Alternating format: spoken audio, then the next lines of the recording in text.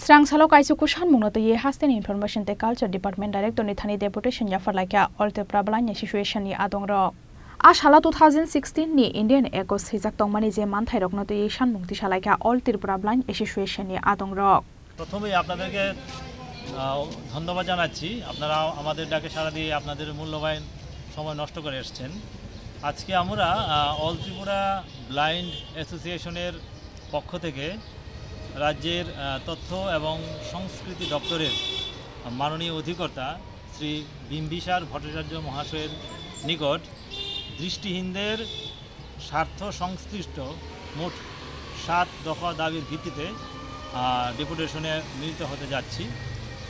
দাবিগুলি হলো তথ্য এবং সংস্কৃতি দপ্তরে বেশ কিছু সংখ্যক দৃষ্টিহীন ব্যক্তি কর্মরত আছে।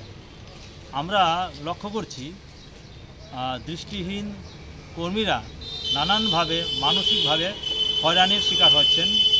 পাশাপাশি কেউ কেউ ব্যক্তি তাদের সঙ্গে অশালীন ভাষা ব্যবহার করছে, সেটা যাতে বন্ধ হয় তার জন্য আমরা দাবি করছি।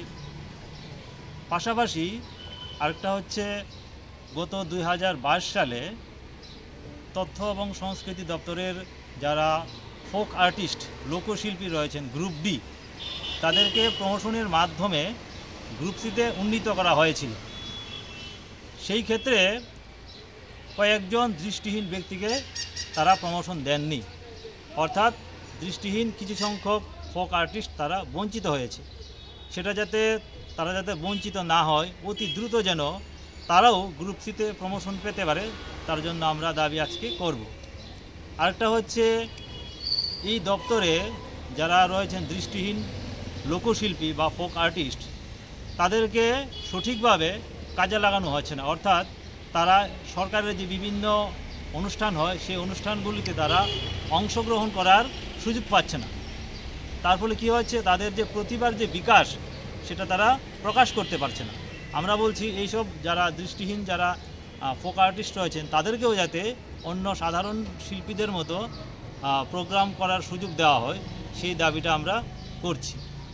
তাছাড়া চাকুরি এবং প্রমোশনের ক্ষেত্রে এই যে 4% সংরক্ষণ, সেই সংরক্ষণটা যাতে যথাযথভাবে মানা হয় সেই দাবিটাও আজকে আমরা জানাবো।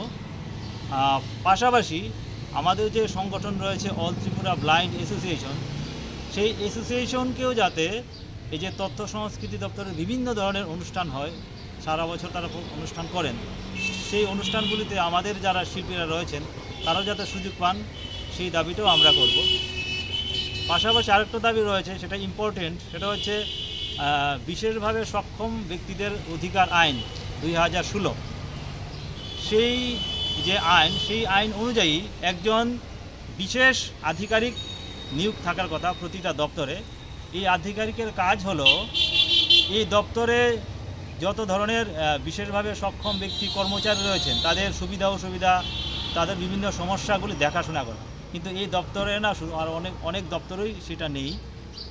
আমরা অধিকর্তা মহাশয়কে আজকে বলবো উনি যেন খুব শীঘ্রই এই আইন অনুযায়ী একজন বিশেষ আধিকারিক নিয়োগ করেন তাদের সমস্যাগুলি দেখাশোনা করার জন্য। এই হচ্ছে আমরা এই দাবিগুলি নিয়ে আজকে আমরা ওনার সঙ্গে মিলিত হব। রাজা খরাগুলি নিশিমি প্রণবনি কক্থম চিনি খরাং।